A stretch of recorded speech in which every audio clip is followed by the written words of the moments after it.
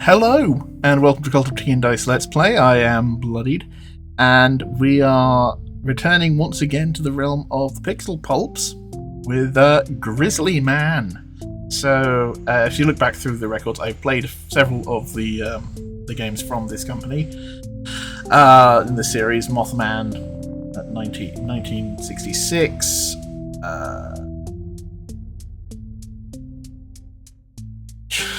I'm forgetting the names of them now. Barnison Knights was the last one. Varney Lake was the vampire one in the middle, yeah. And even the one-off little Christmas one they did is still there. But yeah, so this is the most recent one. It's not uber recent. I think it came out last year. I'd have to check. Index. Oh, right. Right, yes, that's a chapter select thing. Okay. Settings, turns out. All I know about this is it's some kind of like a slasher horror type thing involving a guy wearing a bear skin, brutally murdering people, and I guess you gotta try and survive. So, let's see how a random version of Solitaire fits into this one. Because you know there's gonna be a version of Solitaire. Claudia, Chapter 1. You're more than 13,000 kilometers from home. From your friends. From your university campus. 13,000 kilometers. You think about the number and wonder how many miles that is. But you can Google that now. I'm guessing this is set before Google. Chloe, a French traveller you met at a hostel in Fairbanks, has taught you a quick way to convert it. And even though Chloe admitted her method wasn't exact, it was close enough. First, I divide the number by 10, so that's 1,300. The next step is to multiply the result by 6. So 1,300 times 6... 804. 8,000... No, it's not. Hold on. Times 6. 6. Plus 6,000 plus 6 times 7,800. 7,800, yeah. You are 7,800 miles from home. In a country with a different currency, another culture, another way of measuring distance. You met them at the same hostel as Chloe. Oh, she got her boobies out. Shocking! Shocking! This is too explicit for YouTube. Non-pixelated, no-nipple boobie. Shocking. And that man's got chest hair. And his nipples are out. We can get his nipples, but we can't have the lady's nipples. That is sexism, sir. You met them at the same hostel as Chloe. Mike and Ava have been together for almost 2 years. You know they're from the United States, but you're not sure where exactly? When Ava mentioned the city they lived in, you didn't get it, and you felt embarrassed to ask again. Embarrassed, you think. Something none of you have even remotely the night before. Oh. Oh. Oh my. And now they were pushing you aside? Screw them. They've got a mullet. No fucking wonder. Who do they think they are? Hadn't they told you they were looking for new experiences? Or was it only when alcohol and weed could give them an easy excuse to do what they really wanted to do? You miss your family. It's hard to admit. As a psychology student, you try not to analyse yourself. They arrived at the clearing a few minutes ago. Mike took off his clothes and ran straight into the water. You started to unbutton your pants and Ava looked into your eyes and shook her head. Then she took off her clothes and stepped into the river. You wonder what's going on with Ava. Is she feeling threatened? Does she think your presence puts her relationship at risk? 13,000 kilometers. How many miles did you say that was? Far from home, you wonder what you want to do with your life. Go back to your ex when you get home? Graduate and set up your own practice? Seeing the salmon had been your idea. The salmon travel huge distances against the current to complete their reproductive cycle. Are you a salmon too? You feel your pulse quicken, and a void in the pit of your stomach. Want to have kids? Start a family like your parents? Your grandparents? You look at the stones and pick one. The bigger the size, the better grip, the easier the movement. Why, it relaxes you. You learned to make the movement with a 50 peso coin, the one with San Martin, Argentina's liberator, on one side. Moving a coin between your knuckles lets you disappear into the automatic flow of the action, reducing your existence to a simple pattern of movements. The medium stone.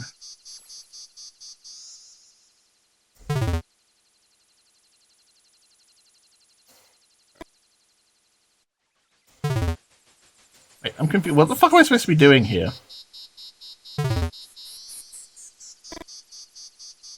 I'm very confused. What am I doing here? Okay, you're not telling me what the... Okay, what is going on? Am I supposed to do it when it's in the... Okay, what am I supposed to...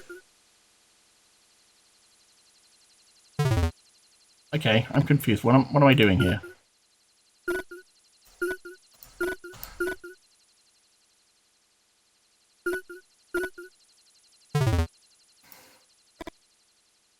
Okay. You know what would have been cool? If you'd fucking explained this action. This is a thing this game occasionally does. Is it will throw you into some random thing and not tell you how it's supposed to operate. And that's deeply irritating.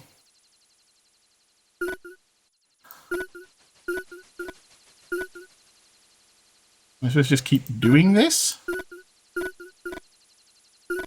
Is there a point to this? Complete 3 knuckle runs. Oh, I'm doing the coin. I thought I was playing a stone.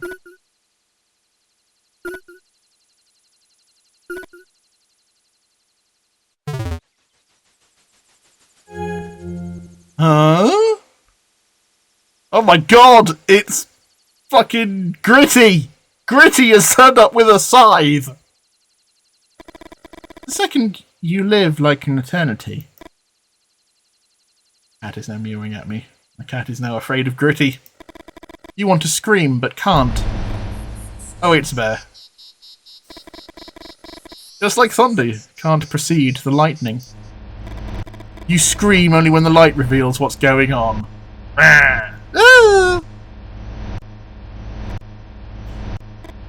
Run! Good work, Mike. Suddenly, everything speeds up. Also, Mike is wearing underpants, so he didn't take all his clothes off. Game lied. Time seems to regain its normal rhythm. And all that matters is whatever that is, it doesn't catch you.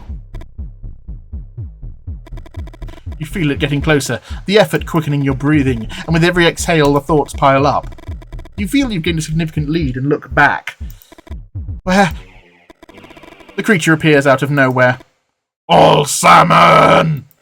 A piece of your brain slides down the trunk of an old aspen in the taiga. Right, okay.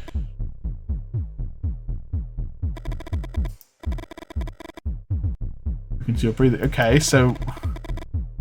thoughts pile up. Shouldn't you shut down some cognitive functions? Only let the reptilian part of your brain take over? And focus on escaping whatever that is? The image of Ava assaults you like a revelation. Is it wrong to run? Would you run if it had been someone else instead of Ava? Would you've done if you were Chloe? If it were Chloe? Or your ex? Your mum? Or your dad? You hide behind a tree. Read at a good pace to survive. Okay, so I was running going too fast the first time, I guess? That's fucking weird. Like if that's... I gotta say, if someone's dyslexic, that bit could be kind of mean. I don't know. So, you hide behind a tree trying to calm yourself. How could something like this be real? Could you be imagining it? Run! You start running again, this time without looking back.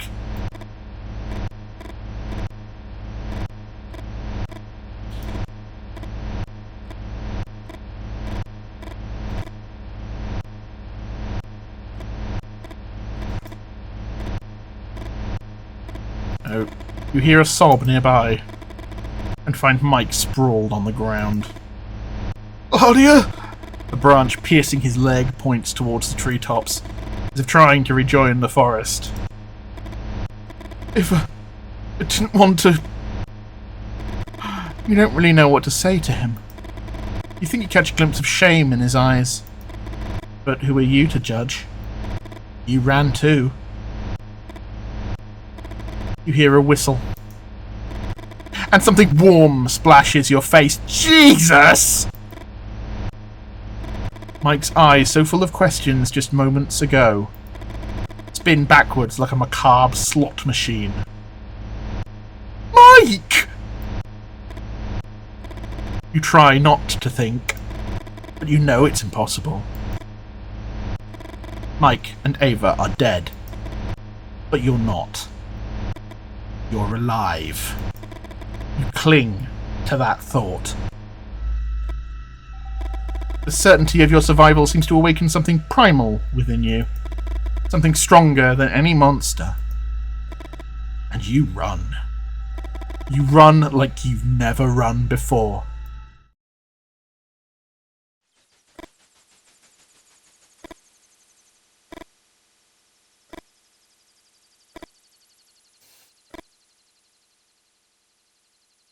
Patrick Stewart?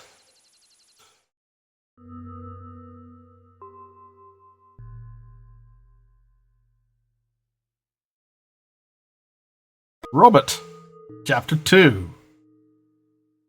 A few hours earlier. Rob? Are you listening?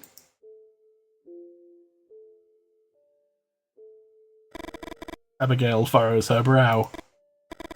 You know it's not easy to fool her. And it doesn't surprise you the slightest when she starts from the beginning. There's an interesting group for today's excursion. 2 college students, a documentary filmmaker, and a travelling painter. If we made them walk into a bar, it'd be like one of those jokes, right? Abigail sighs with resignation. In all the years she's known you, she's heard you laugh very few times. Other students. Sami Zayn and... I don't know who the fuck that other guy is, but that's definitely Sami Zayn.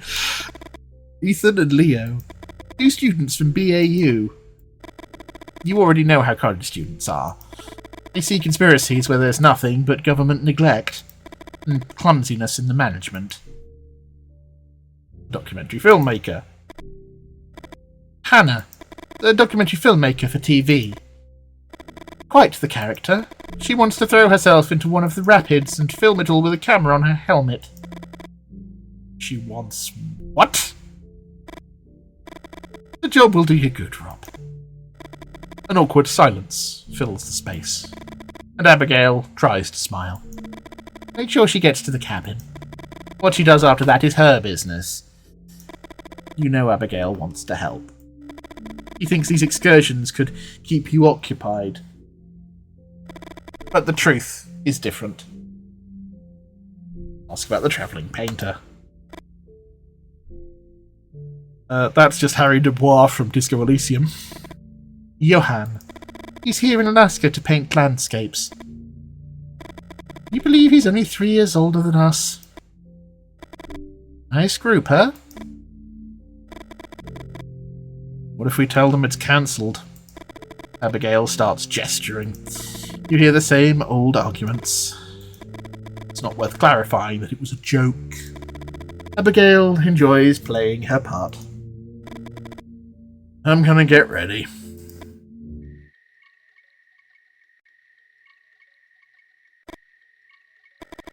You haven't been sleeping well for several nights. And it's not just about your father's death. There's an anxiety you struggle to put into words. Look at me. Who the hell are you? For a moment you think the image is about to answer you. And honestly, it wouldn't surprise you if it did. There's a whole part of you you don't know anything about. Why aren't you saying anything? Are you waiting for me to speak first? Is everyone here? You hear a timid murmur, and ask again, raising your voice. Are we all here? Anna, the documentary filmmaker, Johan, the painter, and Leo and Ethan answer with a little more enthusiasm. That's what I like to hear. Now, listen up. The excursion is split into 2 parts. Today's part's a little easier, but not by much. You will have water. Good. Hey, this is the excursion. I'm sure I don't need to remind you that Alaska is full of dangers. Cougars, rocky terrain, and of course, grizzly bears. Asking that we all stay cautious. Pay attention to every step, and stick together. About the end of the excursion. We'll spend the first night in tents at the first shelter. The second night we'll sleep in the cabin. We'll wake up, have breakfast, and after breakfast you'll be free to do as you please. For anyone who wants to keep exploring, remember it's at your own risk. I'll take the truck back here. Anyone who wants to join me, the return trip is on us. Keep in mind, these hikes are only possible with everyone's help. I'm sure you have questions. There'll be time to answer them on the way. You look like fucking Lex Luthor in that one. You smile. But your smile is just a specific configuration of the muscles around your mouth. Though you talked about the dangers of the excursion, you chose to leave out the recent disappearances. And some rumours you heard in town.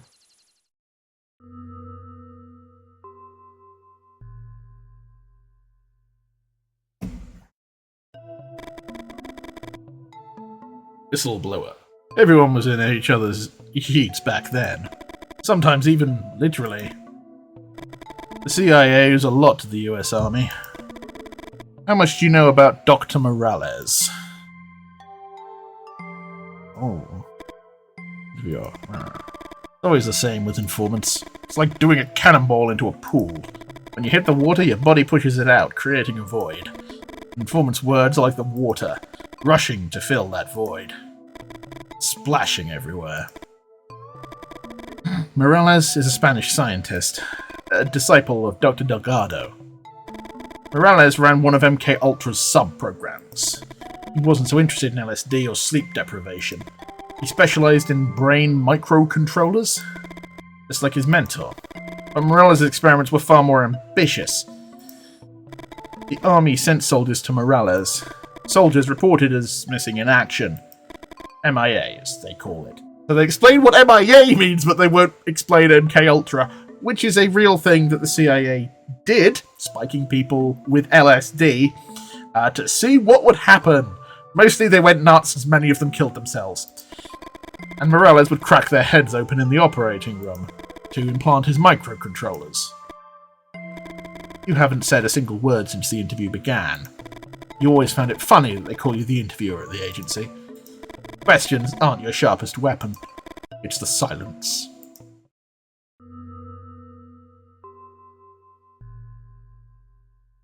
Okay, so that's probably the framing device.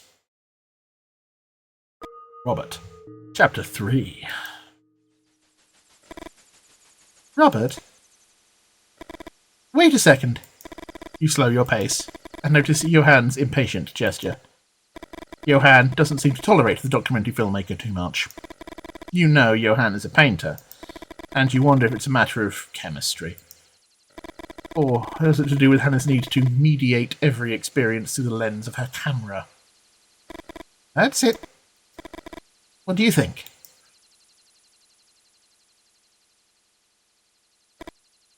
Ellipsis. Can we move on now? Hannah looks at you and furrows her brow. You've got nothing against her, but you'd rather focus on the path. I like it. Like Sami Zayn. Can you imagine people helmets like that at one of the uni parties? Leo bursts out laughing, punches Ethan in the shoulder. Watch where you step. I want to show you something. How many times have you made this same journey? Have you witnessed other migrations in that time you don't remember? You notice the sky suddenly darken and think of Jamie, your father. If Jamie were here, he'd remind you of the pathetic fallacy, that literary device where the weather seems to react, reflecting what's happening inside the character. Jamie always talked about his books. What else could a wooded man over 65 do in Alaska, besides read and drink? You shake your head to push away certain images, and think that if there's any truth to the damn pathetic fallacy, the clouds should clear with that gesture. Look down there. Anna, Johan, Ethan, and Leo approach the cliff's edge. They spot 4 grizzly bears waiting in the river. Salmon migration's a key event for grizzlies. They need plenty of fat to hibernate and survive the winter. Salmon's a rich source of energy, high-fat food, especially the females who carry the eggs. The river's position's crucial. The strongest males claim the best locations, where the salmon are easiest to catch. Younger bears and females with cubs are pushed to less favourable areas. Constant battles to secure the top spot.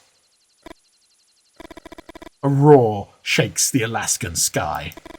Anyone could mistake it for thunder from an approaching storm.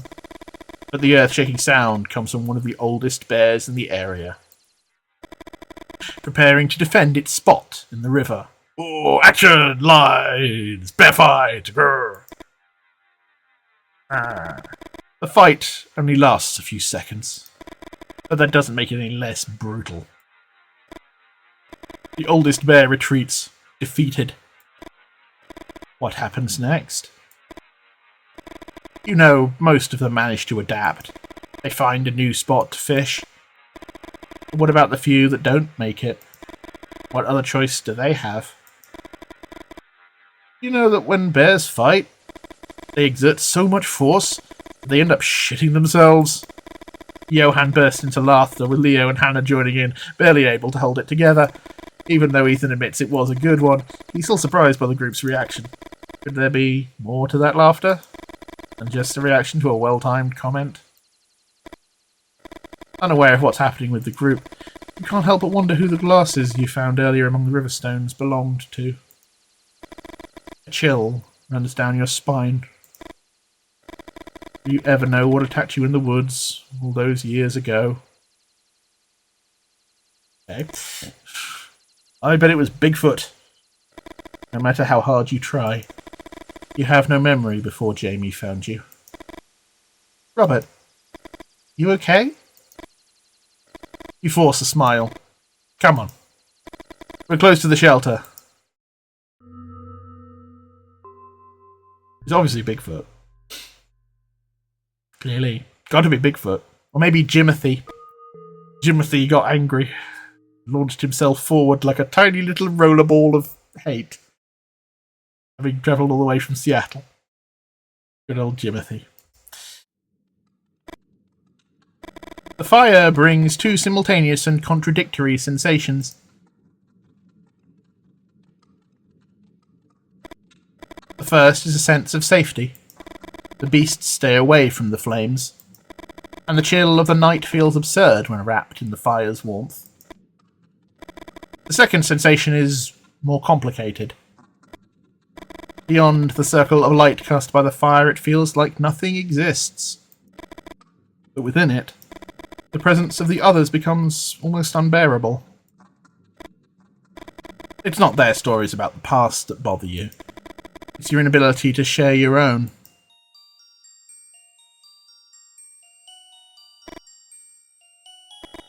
After your father's death, it took you forever to return to his house. The idea of sorting through his belongings paralysed you. Maybe losing your memory made new memories feel heavier. You left the chest for last. You always thought you'd find something embarrassing. Maybe a photo, or some questionable erotic pulp novel. How you would have laughed if he'd hidden something like that. But no. You found none of it. Inside was a letter addressed to you, and alongside it, a white shirt and a black suit. In the letter, your father described the morning 12 years ago, when he found you in the woods. The night before he dreamed of Amelia, His wife. I mean, oh, Amelia. Her wife. What the... Okay, I'm sure that just mean his wife? She'd been gone for years. In the dream, Amelia stood in a clearing in the woods, trying to soothe the crying child in her arms. When Jamie woke up, he had a coffee with a splash of whiskey and set off walking. He knew exactly where he was headed. He reached the clearing and found you, your head resting in a pool of blood. Jamie rushed to you and found you still had a pulse, so he carried you back to the cabin and cared for you. What he never told you was that on that morning you were dressed entirely in black. A dark suit and a white shirt. Well, that's not entirely in black, is it? He kept it from you because everyone in town knew the stories about men in black. You didn't respond for a month. When you finally recovered, you couldn't remember anything. Not even your name. Jamie called you Robert, the name he and Amelia had chosen back when they still believed they'd have a child. But Amelia had fallen ill when she was young, and they had had to remove her uterus. Later they considered adoption, but time passed. Amelia died, and Jamie was left alone. They would never have a child, so he thought, till the dream where his late wife showed him the crying baby in the clearing. The letter ended with Jamie apologizing to you. In the dream, the baby was crying, and no matter how hard Amelia tried, she couldn't calm it down. Did I do the right thing, son? Or would you have prepared something else? The question echoes in your head. Would you have preferred something else? The fire crackles and your eyes start to water.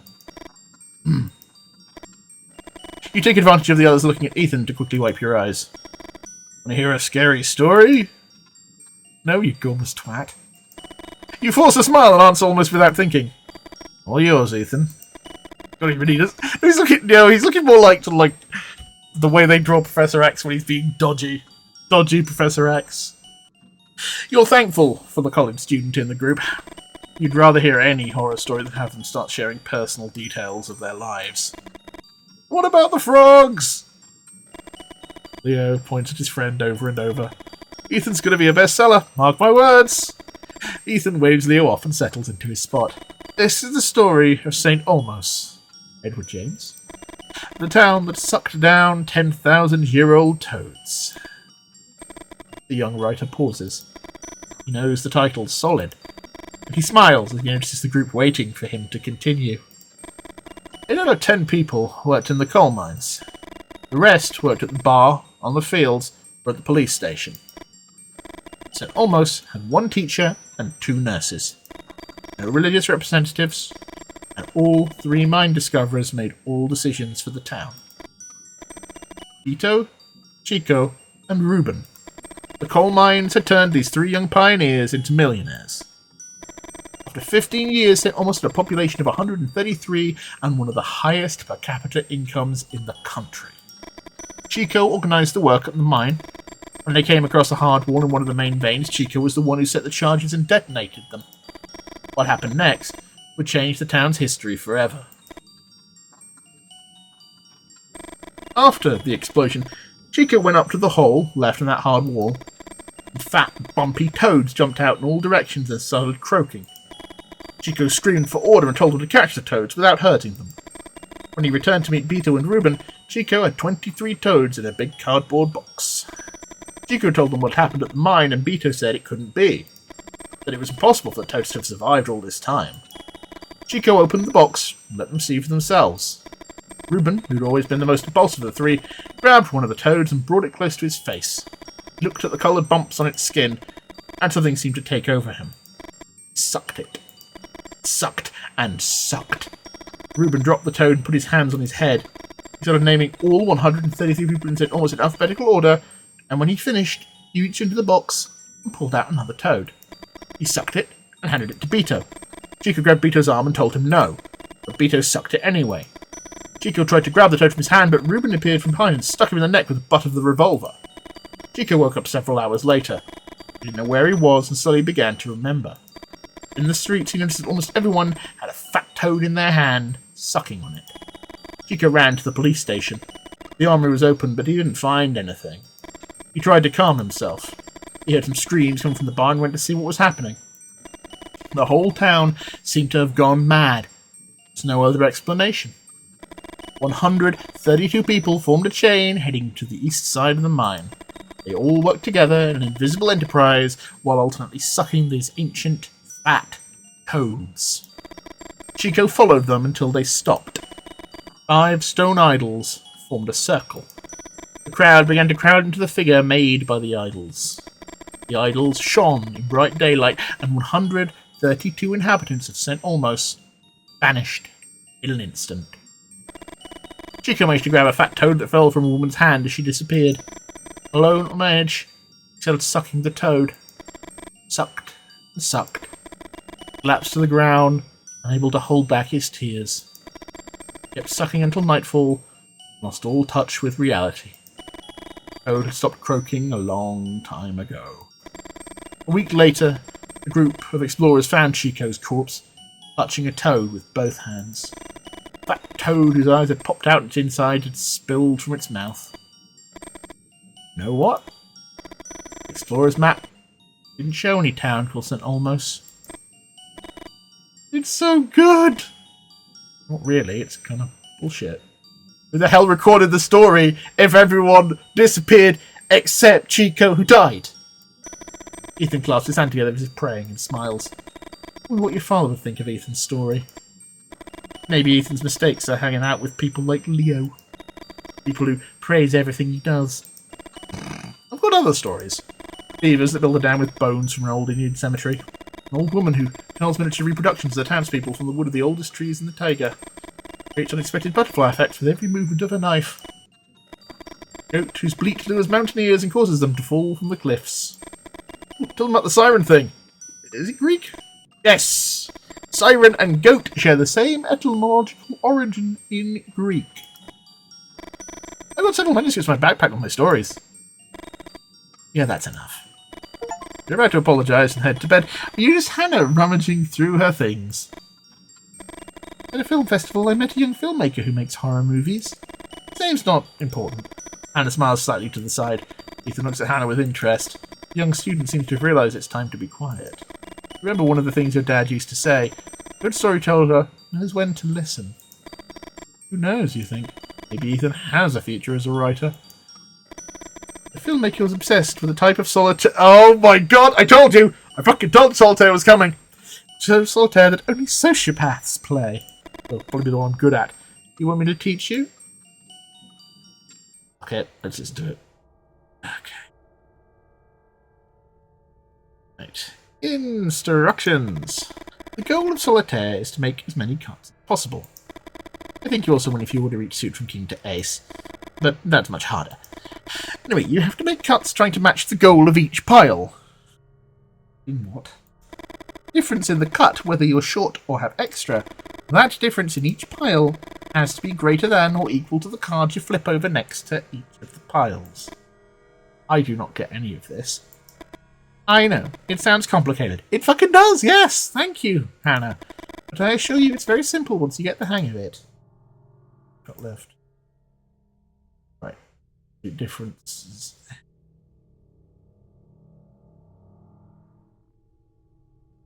You lose. Good. Whatever. Yeah. You wave to the group and told them not to stay up too late. They need to be rested for tomorrow. Would all the stories you've heard about the men in black be true? You think about Ethan and feel a little envious. A writer doesn't know something, they just make it up.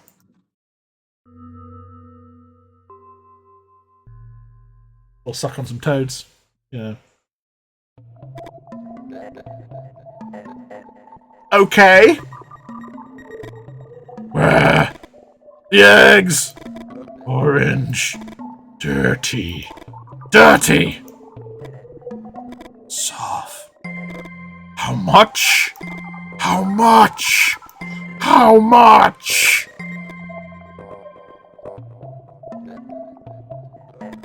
Dirty. Dirty! A river. Where? All salmon. Orange. Soft. All salmon! Right. Oh, right. Johann's going to be a point of view character. Interesting. Okay. So I get some water. That Grizzly Man voice is yeah, that's a hard one. I love to make hard work for myself sometimes. The art world has gone crazy. Critics talk about action painting. Jackson Pollock throws the canvas on the ground and paints whatever comes to him. Accident, gravity, the gesture. Don't they realise the guy never leaves his studio to paint? The first time I saw a painting by Johann Christian Dahl, I was 7. The painting was called Stormy Sea. How could you not be fascinated by something like that? The foam against the rocks, the boat battling the waves, the 2 people watching from the top of the cliff. But of course, Dahl cheats with this painting. He tells a story with all the elements of the scene. There's something artificial about the composition. My favourite painting by Dahl's Norwegian mountain landscape. The curves of the mountain formations, the mist, the water, no human presence at all. Except for the one who painted it. There's something about that fresh perspective that draws me in. Something outside of time. Painting in nature, in solitude, becoming one with the elements, fading out on the other side of the brush. I like paintings with descriptive titles. Stormy Sea or Norwegian mountain landscape.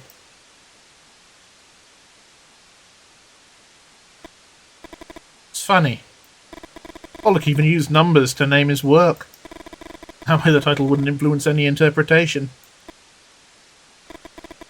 Use a number as a title for a painting. They're so afraid of figuration. Afraid the audience won't see what they see when they paint. Maybe they're afraid they can't paint what they see. Feel a certain lightness. As if suddenly the way you control your actions has changed. Oh, okay. So it's actually... Right, okay.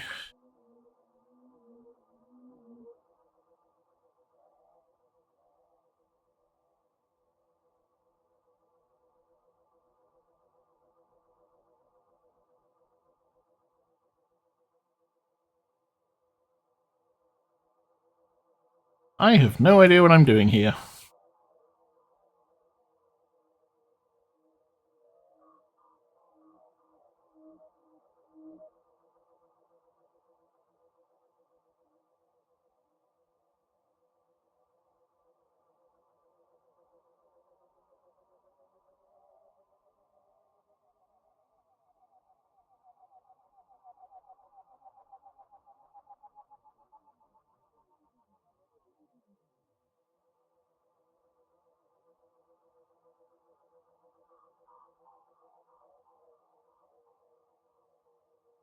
I'm just, like, coming up with a basic theory.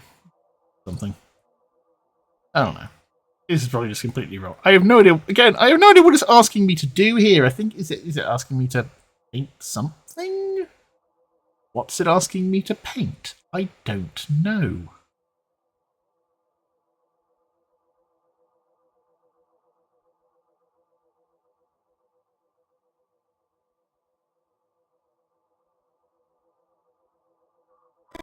The number on the left and top of the grid indicate the number of adjacent painted cells. Okay.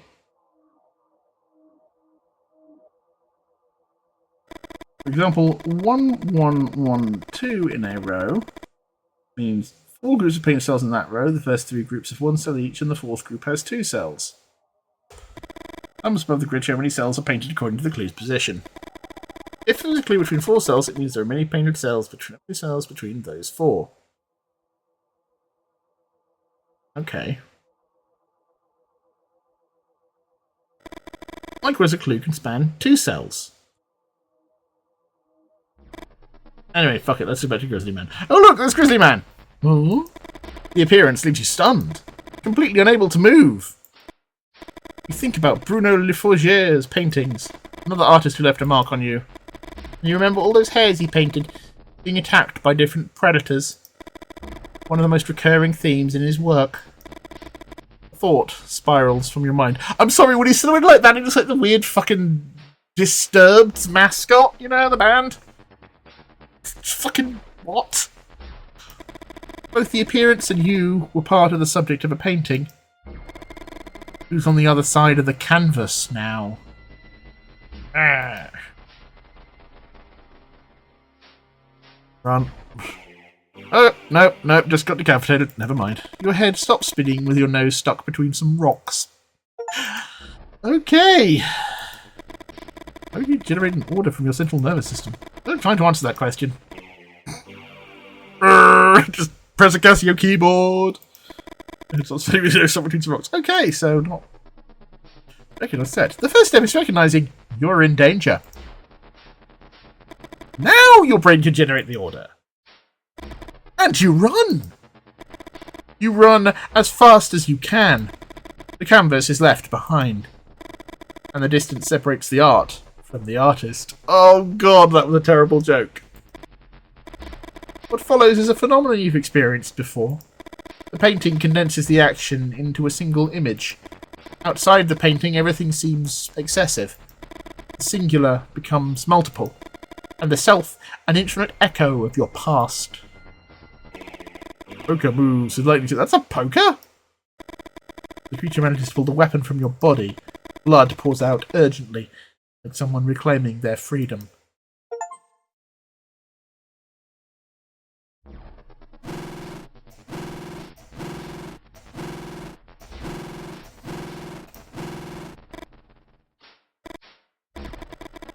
Blow came dangerously close. Close to what? What's the limit of what you think you are? Is there more than one self? That self you believe you identify with? Okay, yeah, sure, why not? Let's have a philosophical debate about the nature of self while we're being chased by the angry furry with the scythe. Okay, apparently it's a poker. It looks like a mini fucking scythe, okay? I'm calling it a scythe. You think again about Leforger's hair. Were they all the same hair? Hairs about to die in the claws of a bird, victims of a fox's bite. Or maybe a poker. Why not? Okay, let's try attacking him. Why not? Kung Fu! Yeah! There's something timeless about the image of those hairs. Something that updates with every confrontation.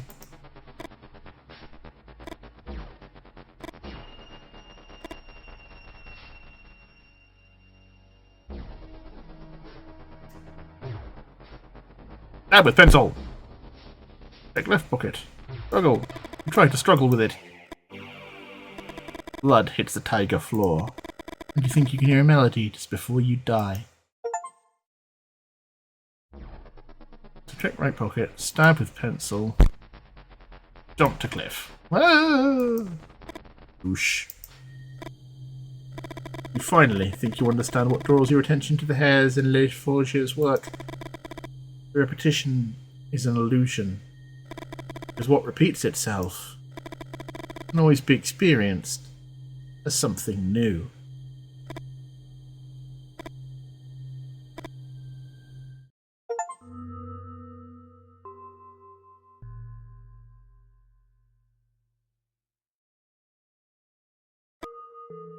Okay, so that's interesting. So we could have gone through just letting Johan die. But we possibly saved Johan there. Back to Robert. None of you heard anything? What do you expect? After smoking that stuff you gave us? And paranoia? Well, that was because of what Ethan said about the disappearances. What about playing Slasher Solitaire? I don't know. Anyway, I slept like a log afterwards. 2 disappearances during the salmon migration. I want to know, that's a good hook. You think so? I already have biased my documentary. Think running rapids is more interesting than the disappearances? Didn't you get anything I told you yesterday? Just for me to understand, your joint completely messed us up. I want to do something in first person that's never been done before. Is novelty enough? Hey! You decide to interrupt them. They've been talking too much already. Never shut up. Said they talked too much. Homeboy, they never shut up. You remember your father sitting in the rocking chair, a glass of whiskey in his hand and an open book on his lap. You writers managed to define secondary characters in just a few lines of dialogue. Nobody's fault Johann disappeared. Matters now is figuring out where he went. You still can't understand it. How did the painter manage to get up and leave the camp without waking you? The tracks are still fresh. It shouldn't be too hard to find him. When you reach the cliff, you start to worry. You notice a second set of tracks and some variation in the depth of the disturbed earth. You scratch your head. If it weren't for the second set of tracks being human, you'd swear Johann was running from a predator. The hell? What, did you find something? You look at the mark on the tree trunk and try to piece the scene together. Oh, for fuck's sake! What is it, Ethan? Damn it! Why isn't anyone answering me? Will you chill out already? I just stepped in shit, that's all.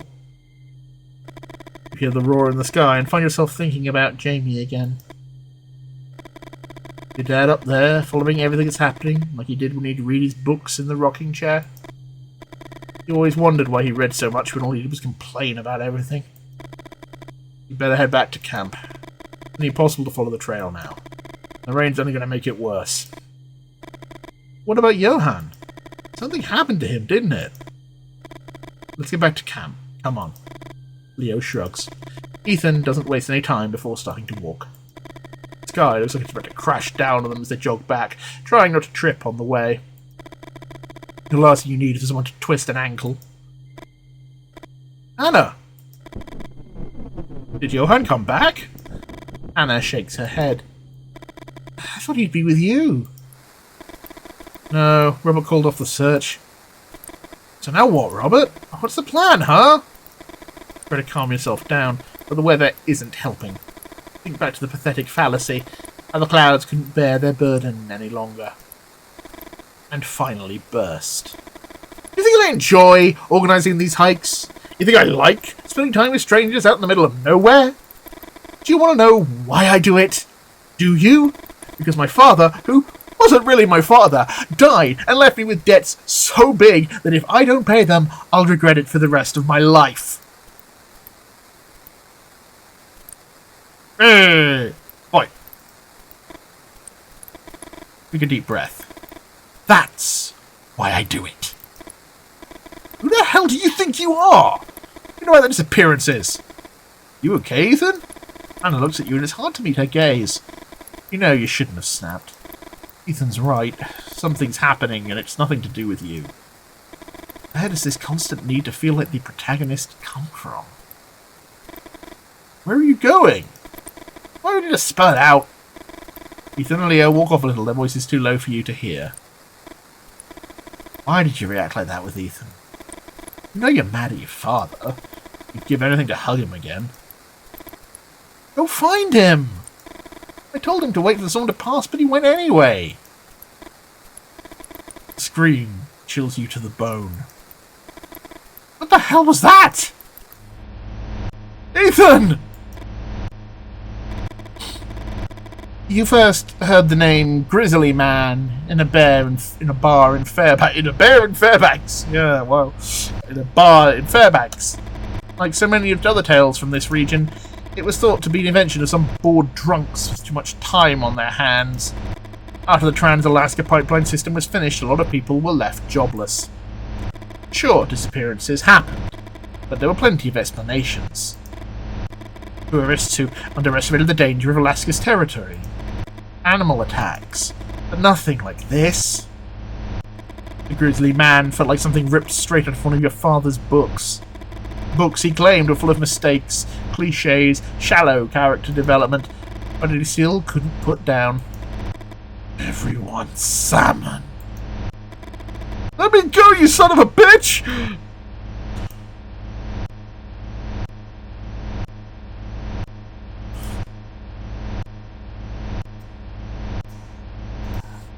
I'll save you, Sami Zayn. Don't try and Haluva kick the bear.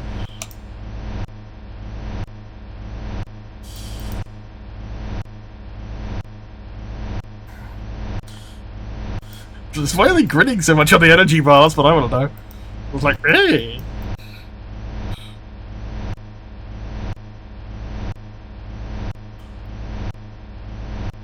This is gonna keep going for a while, I can tell.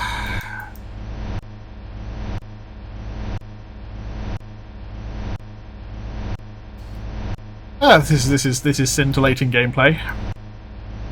I'm being snarky, sorry.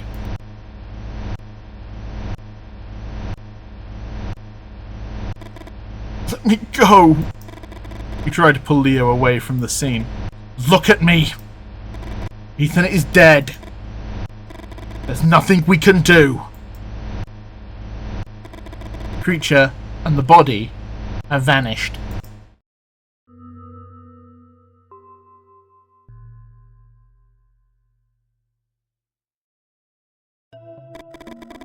In 1973, Helms ordered everything to be burned, but some people would never abandon their experiments no matter what, with or without political support. The Alaskan taiga's full of clandestine research facilities. The timeline there is murky. The units Morales supplied to the Bureau handled the dirty work, clearing out buildings, making arrests, ensuring the locals didn't know too much. Some of those units never came back. Some say one of the original MKUltra scientists is still active in Alaska, experimenting with a chemical variant of LSD we have no official record of. You know why LSD is so important to governments? Peace, happiness, unity, all that good stuff.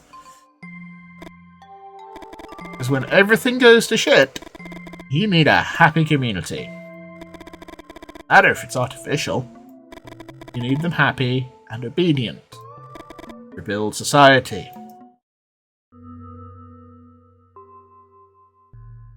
I don't know, man. Just like blowjob coupons. Hannah, chapter 7. Okay, Hannah gets to be a viewpoint character now. Good for you, Hannah. You ran. You saw that thing tearing into Ethan's guts, and you ran. The night before, you'd smoked with Ethan and Leo, and they'd stayed up talking about what they each wanted for their future. Ethan wanted to write novels, have them adapted into films, but he also wanted to be praised by critics, by his peers. Leo, you're not sure what he wanted, because he didn't say much, so he just listened. But you suspect anything would do for him, as long as he could be close to Ethan. The gays! Oh no! We buried the gays again! Fuck. You? What do you want? Do you still want to be a well-known documentarian travelling from festival to festival like you once said? You travel to shoot a first-person documentary running some Alaska's rapids. You'd find a river where the risk of running into a grizzly bear was minimal. You'd edit the footage to sell that risk. Documentary realism is the perfect disguise. Fiction could hide its true nature by selling itself as something else. This is why you should all do media studies, folks. Because then you'll know that there is no such thing as an unbiased piece of media. But now fiction is chasing you, and instead of facing it, you pointed the camera in the other direction. What the? You try to steady your breath, and step into the foyer of a strange building in the taiga. Lever. Is there one of those levers that controls power supply? Ah! It's gonna be tough to move. Ah! Okay, well, I went into the door. Exit the door. Can't see shit. Ah! The lever is halfway there. Ah! Ah! Ah! You hear the sound of a generator somewhere in the strange building. Could there be light?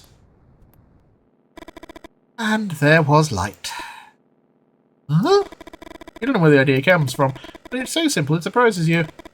Like some feature to tell you something the urgency of the present had kept hidden. You set the helmet down on a dusty table, pointing at the door. You always wanted to tell stories in your own unique way. Your point of view. Let others step into your world and share the experience.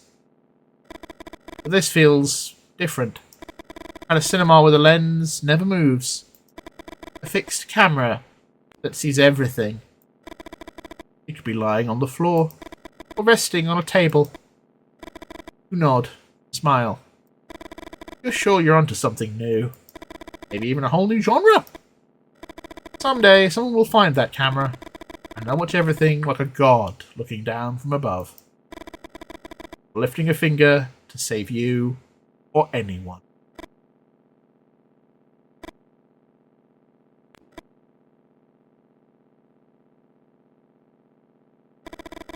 Feel the cable is closer to you? Feel the cable is closer to you. Struggle. Ah! Electricity surges through you with the intensity of a vision, and you see that nothing exists beyond the experience. That again. Cuts aren't meant to be precise, but you die in unbearable pain. Okay, so I've got to try and wait till the cable is nearer me. Aha!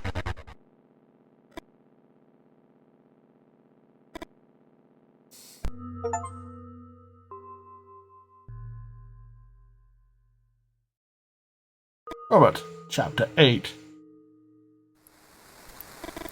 I need you to calm down. Before you picked him off the floor, Leo had said he didn't want to keep walking. You see what it did to Ethan?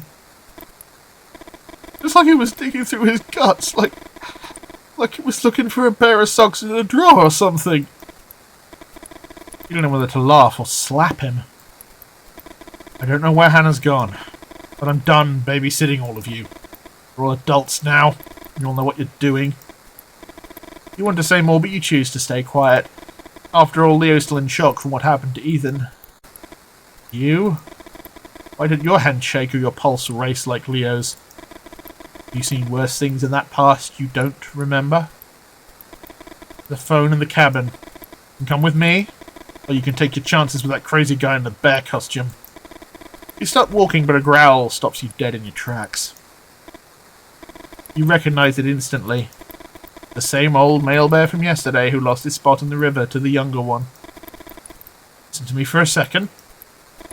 Speak in whispers with slow gestures. You know the Grizzly can read any sudden movement as a threat. There's something in the animal's gaze that moves you. You're not sure what it is. A certain sadness. Like the giant bear knows something that goes beyond its own existence.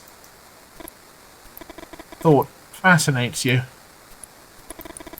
And like everything else that happens to you, you blame your father for it. Even though you don't remember anything about your past. You can clearly recall every argument about his books. You were never much of a reader. Reading bored you. And if you ever listened to Jamie talk about his books, it was only because you wanted to spend time with the old man. Even if he slurred his words and fell asleep in the middle of a rambling thought. Most crime writers use it. The red herring. Have we talked about this, son? You went to Jamie next to you, pointing at the bear. You hold back the urge to reach out and tell him how much you miss him. If this were a detective story, the old bear'd be the red threat, and offers the most obvious solution to the readers. The old bear would be the one behind the disappearances, and not some crazy guy with a poker cutting his victims like salmon. Take a deep breath and close your eyes. Life isn't a detective novel. It's something else. And the main thing is to survive. Just what your father didn't do. Leo, for fuck's sake! The bear charges towards you. You jump just in time. The pain floods your body with the urgency of an experienced lover. What the? That is one hell of a fucking simile there. Bye, Leo. Almost unable to move. You watch the bear gut the student. Everything Leo had been is reduced to the sum of his parts. You try to put distance between the old bear and yourself. How much blood have you lost already? With the last strength you have, you try to make a tourniquet. You lose consciousness, clinging to a present you'll never experience again.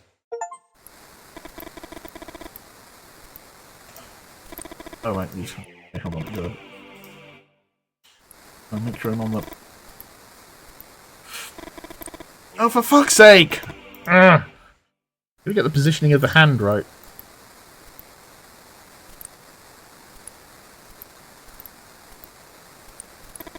The tourniquet stops the bleeding. Sleep finally overcomes you, and you surrender to the mysteries of unconsciousness.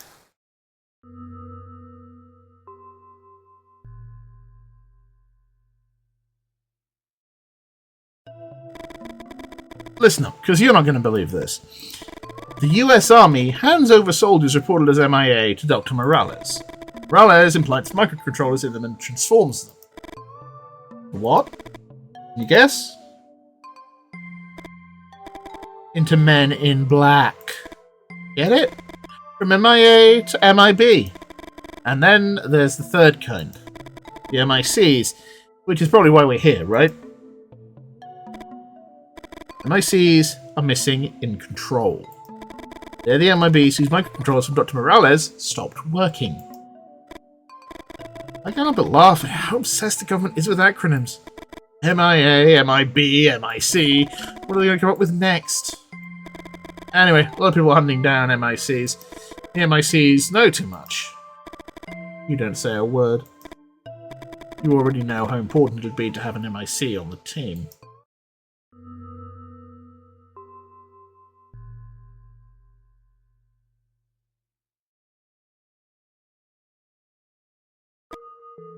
Nine, Robert.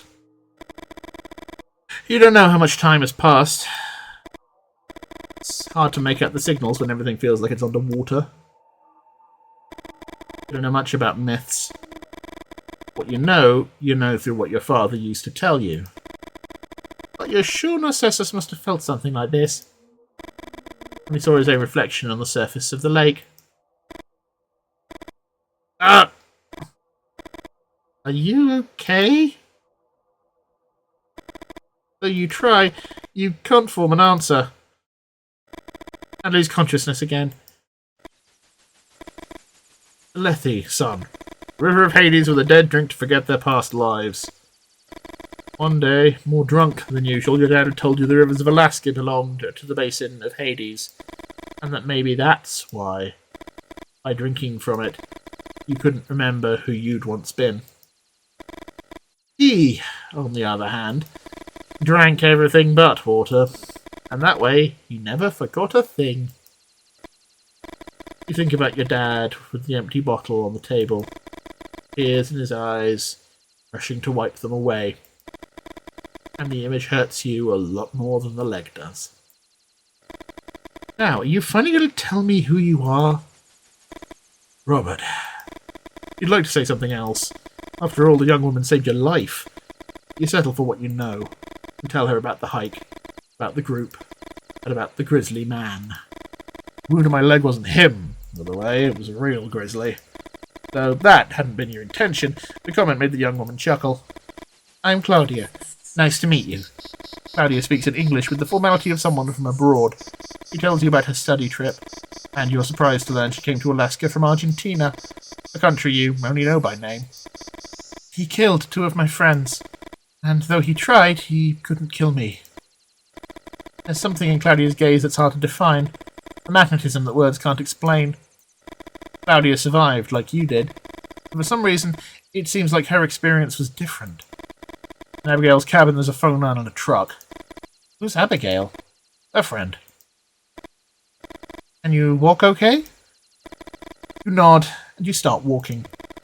Claudia's strength is contagious. You walk for hours without saying a word. And though you know life isn't like your dad's books, you feel like the cabin brings you closer to something that might resemble an ending.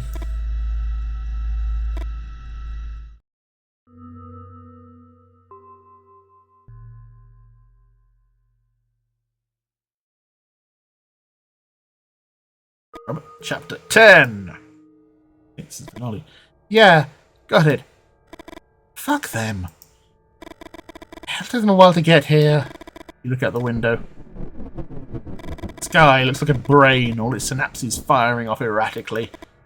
Robert, I'm not staying here waiting for them to show up.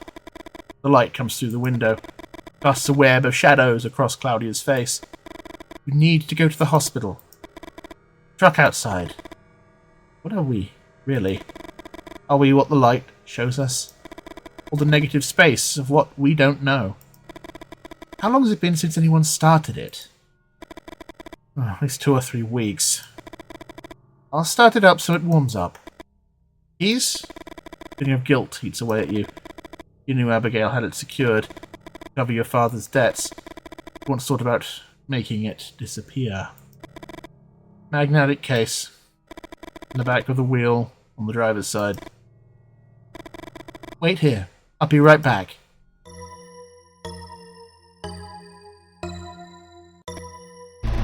Ah! The grizzly man slams the door open. Everyone's salmon. The impact knocks Claudia off balance, and she stumbles backwards. You think of the 4 things you tell tourists if they come face to face with a grizzly. Stay calm, avoid sudden movements, back away slowly, and don't make direct eye contact with an animal. This time, you wouldn't follow any of those rules. Speak or spear!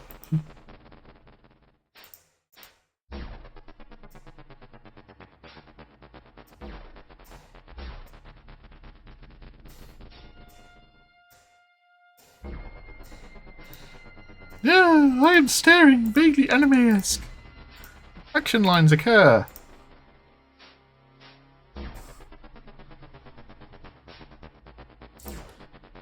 This is going to take a while. Going to take a while of repetitive clicking. Sort of button mashing, but not.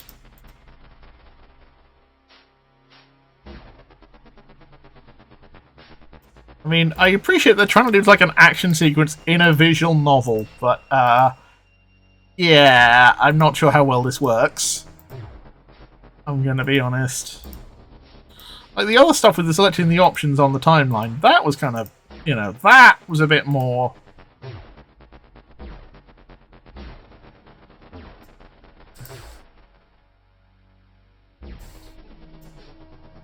This is just kind of tedious. Very tedious. If you want to skip ahead, like, I don't know, 20 fucking seconds or something, feel free. I'm not fucking... Oh, I'm fucking losing. Am I losing? Am I dying? Am I gonna die? The grizzly man is too strong! Blood and guts drip on the floor of the cabin like a painting of some artist whose name you can't remember. Oh, great. I have to do it again.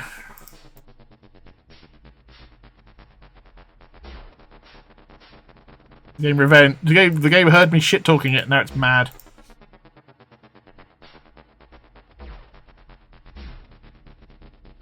Like, how dare you, you fucking piece of shit?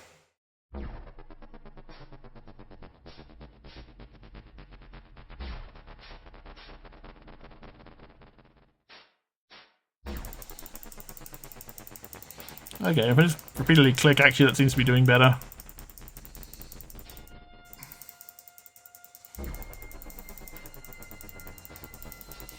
Just get RSI in my fucking clicker finger, but fine, whatever.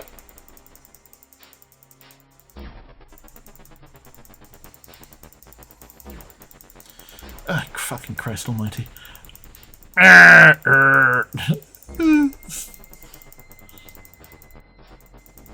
This is so fucking annoying. Okay, just look how long this is taking, even though just I'm mashing the fucking clicking button. This is, like, again, it's anyone who's not able to, like, button mash, this is bad. This is not good game design, I think. Me personally.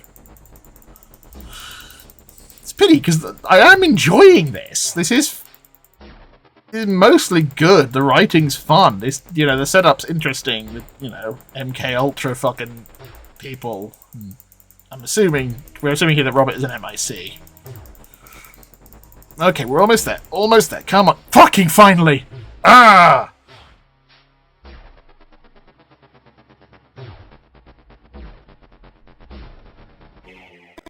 Parts of your brain, even the ones that hide the secrets of your past, as a man in black splatter the floor of Abigail's cabin. Fuck.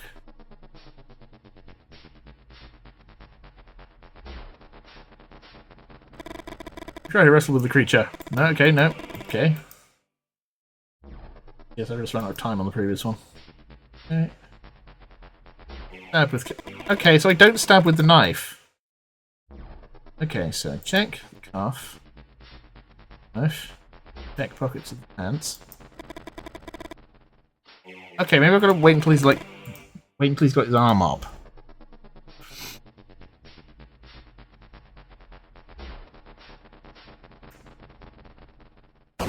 Ah, the old right in the armpit trick. That's not his armpit, this is ribs. Oh, I guess because his arm was low, so it would have blocked the rib attack previously.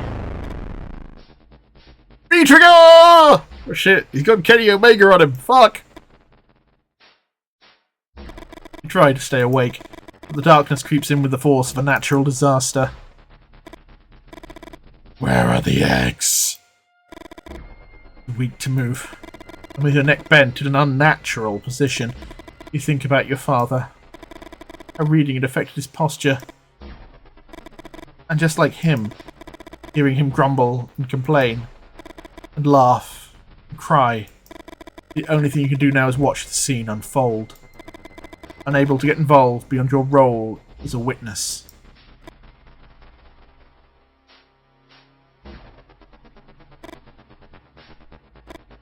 Yeah. Claudia presses the sole of her shoe against the knife. And the wound opens like the gates of a dam.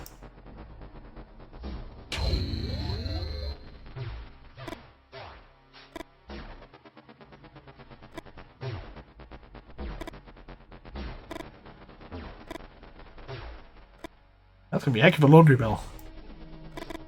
Slowly. I think you have a fractured jaw. You survived, Robert. You survived. And the son of a bitch is dead. Don't say that, Claudia, because it means he's not dead. Claudia tells the officers everything that happened. One of the officers gives some orders and helps you both out of the truck. Claudia would go with them to the station. They'd take you to the hospital to check your wounds. You try to complain, but the pain is unbearable. You can't be understood too well. Son of a bitch had broken your jaw with a knee. What hurt the most is not being able to thank Claudia. Putting an end to the Grizzly Man.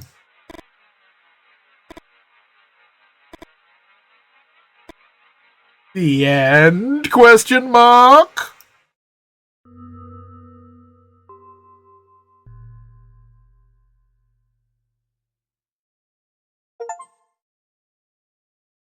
Survivor, you know the lyrics. I'm a survivor. I'm gonna make it. I'm gonna stop. So yeah, as I was bitching about some of the mechanics there at the end, clicking not good. The issues with text reading. So friends, friends, is a big swap, and those eagerly waiting next titles, Dark Side Sewers and Possession Junkies are next. Okay, join the LCB club for the title screen to stay updated. So there's 2 more coming. I do want to play more. I mean, I had my gripes with some of the mechanics, but this was... Ooh, hello.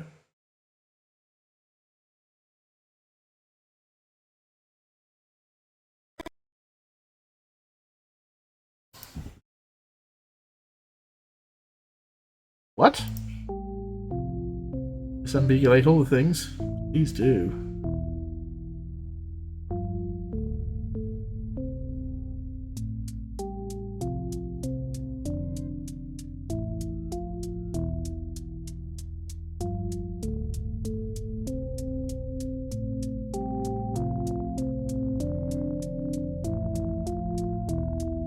Die all possible deaths.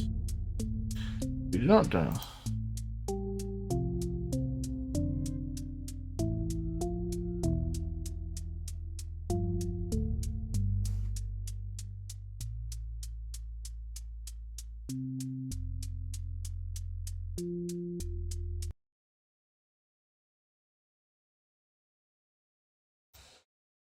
Okay, because I think there was something we were going to show at the end there. Then just didn't, which is weird. Nanogram, what's a nanogram? Oh, right, the painting thing. Okay.